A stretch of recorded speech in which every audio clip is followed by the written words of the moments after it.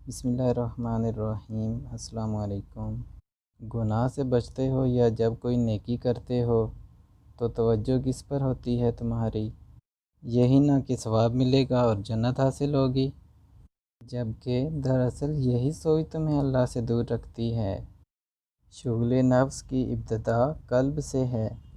اچھا، عوام الناس کے لیے بالکل یہ بات نہیں ہے، ان کے لیے یہ بات نہیں ہو رہی۔ عوام الناس کے لیے سب سے بہترین اور اعلیٰ درجے کی بات یہی ہے، بس نیکی کرو اور گناہ سے بچو۔ لیکن خواص کے لیے یہ بات زہر ہے۔ کیوں زہر ہے؟ ایسے ہی زہر ہے کہ جیسے اگر کسی جوان آدمی کو خالی دودھ پر رکھو، ایک فیڈر دے دو صبح اور ایک فیڈر دے دو شام کو، تو دیکھو اس کی حالت کیا ہو جاتی ہے، کتنے دن میں مر جائے گا۔ اچھا، اب ساری توجہ تمہاری ظاہر پر ہے، باطن پہ کچھ نہیں ہے۔ اس کی وجہ یہ ہے تم نیکی اور گناہ میں پھنسے ہو، تم ثواب اور عذاب میں پھنس گئے ہو۔ جب تم ثواب اور عذاب سے نکلو گے تو قلب کی طرف آ پاؤ گے، ورنہ قلب کی طرف نہیں آنے دیا جائے گا تمہیں۔ اچھا، یہ تعلیم الگ تعلیم ہے، یہ دنیا والوں کی تعلیم نہیں ہے، یہ دنیا داروں کے لیے تعلیم نہیں ہے، یہ عوام الناس کی تعلیم نہیں ہے۔ عوام الناس کی تعلیم وہی ہے نیکی اور بدی، انہیں اسی پہ رہنا ہے، کلیہ ہے یہ۔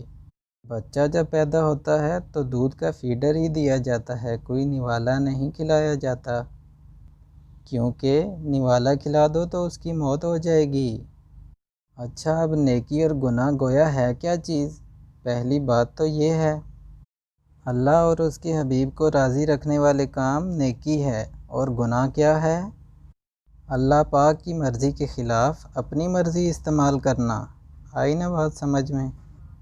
بات سادہ سی کی، آسانی سے سمجھ آ جانے والی ہے اگر سمجھیں تو۔ اچھا، اب بات یہ ہے کہ ہمیں مالک کی پسند ناپسند دیکھنی ہے یا اپنا نیکی اور ثواب دیکھنا ہے؟ اپنا ثواب نہیں دیکھنا، اپنا عذاب نہیں دیکھنا، کیونکہ وہ تو نیکی کرنے کے بعد بھی تجھے عذاب میں ڈال سکتا ہے، اور وہ تجھے گناہ کرنے کے بعد بھی جنت میں لے جا سکتا ہے۔ وہ مالک ہے نا، اس کی مرضی کچھ بھی کرے۔ تجھے یہ نہیں دیکھنا، تجھے یہ دیکھنا ہے کہ فطرت کیا ہے، تجھے اپنی فطرت پہ رہنا ہے۔ اچھا، کہ وہ کام جو تو سب کے سامنے کر سکے وہ نیکی ہے، اور جو سب کے سامنے تجھے کرتے ہوئے جھجک ہو وہ گناہ ہے۔ تو اس کا مطلب تو لوگوں سے شرم کر رہا ہے گناہ میں، تو اب یہ مالک سے تھوڑی کر رہا ہے۔ اور پہلی بات تو یہ کہ تجھے مالک سے شرم آنی چاہیے۔ جب تجھے مالک سے شرم آئی تو گناہ اور نیکی دونوں سے نکل جائے گا، کیونکہ اچھا کام کر کے نیکی جتلائے گا نا، یہی دل میں آئے گی نا کہ میں نے اچھا کام کیا تو نیکی ہوئی، تو احسان کس پر ہوا؟ مالک پر، کہ میں نے تیرے لیے کی نیکی۔ بات سمجھنے کی ہے، گویا جو عمل تو کر رہا ہے اس کو نہ نیکی سے تعبیر کر اور نہ گناہ سے تعبیر کر۔ اچھا، تو اور رہا جو لفظ آ رہا ہے، اس کا مطلب انسان ہے، مذکر مؤنث میں نہیں پڑھ جانا آپ، زیر زبر میں شی اور ہی میں نہیں پڑھ جانا آپ، انسان سے یعنی بات ہو رہی ہے۔ اب جیسے کہ کسی کو کہا جائے کیا تم انسان ہو، تو عورت ذات ہو یا مرد ذات، ان کے لیے مذکر مؤنث کا اس میں فرق نہیں ہے، دونوں کو اسی طرح ہی کہا جائے گا۔ اچھا، تو کہہ رہا تھا اس کو نہ نیکی سے تعبیر کر اور نہ گناہ سے تعبیر کر، تو اس پر آ جو فطرت ہے۔ گناہ جو ہے فطرت سے ہٹنے کا نام ہے، اور نیکی فطرت پہ آنے کا نام ہے۔ جب ہم فطرت پہ آتے ہیں اور پہلے اس بات سے نکلتے ہیں کہ نیکی اور گناہ کیا ہے، جب اس سے نکلتے ہیں تو ثواب اور عذاب کیا ہے، جب اس سے نکلتے ہیں تب ہم کس پر آتے ہیں؟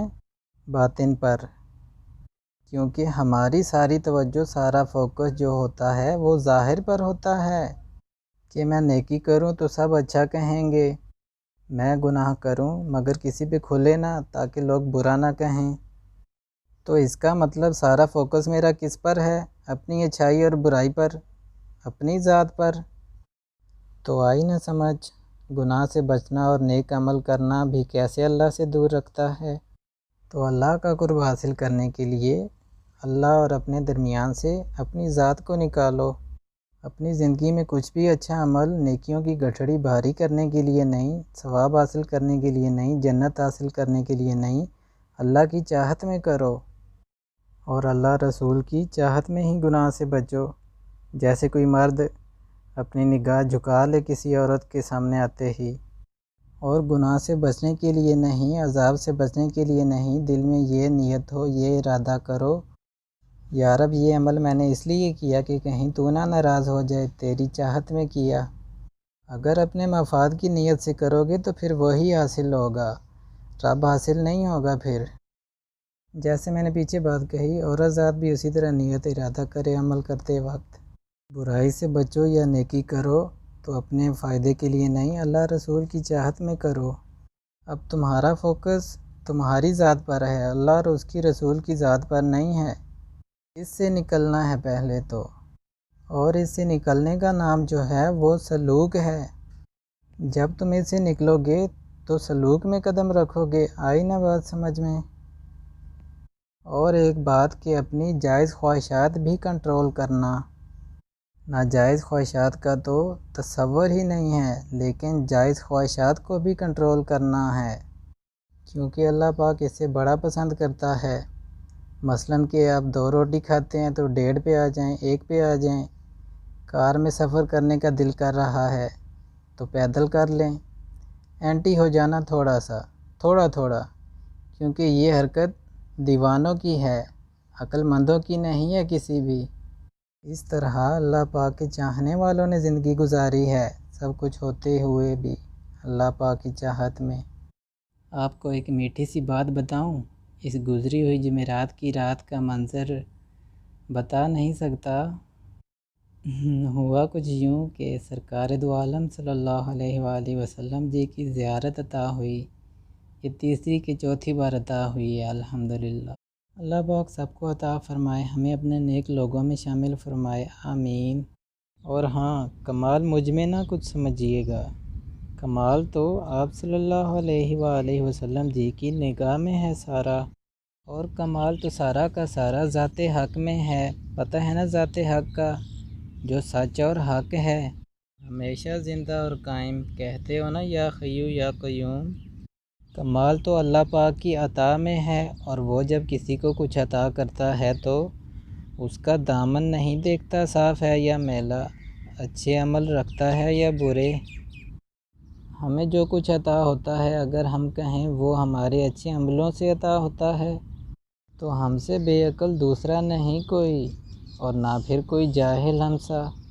وہ جب بھی ہمیں کچھ عطا کرتا ہے اپنے پیاروں کو دیکھتا ہے، اپنی ذات کو دیکھتا ہے، اپنے فضل و کرم کو دیکھتا ہے، اپنی غفوری، اپنی رحیمی، اپنی کریمی کو دیکھتا ہے۔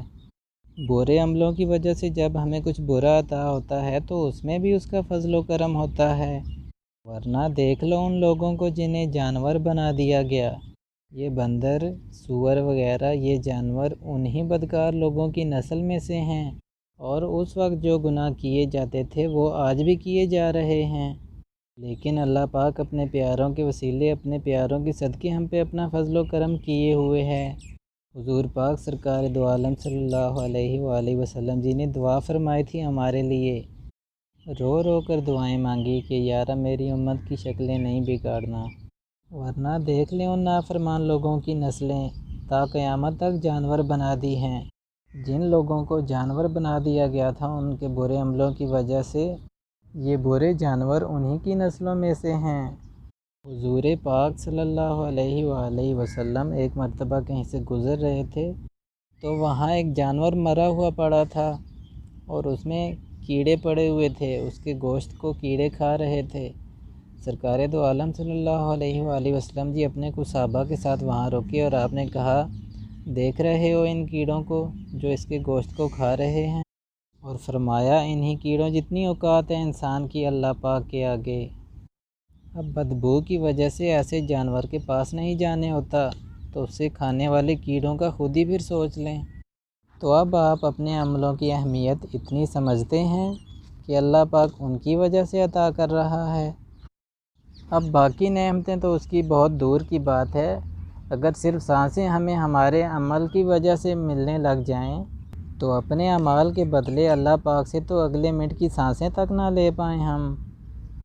اللہ پاک تو اپنے پیاروں کے صدقے اپنے فضل و کرم سے عطا فرما رہا ہے، وہ اپنی ذات کو دیکھتا ہے۔ ہمارے عملوں کی مقبولیت اسی میں ہے کہ ہم اپنے معاملات، اپنے عمل اس کے حوالے کر دیں اور پھر وہ کچھ دے نہ دے اس کی مرضی پہ چھوڑ دیں۔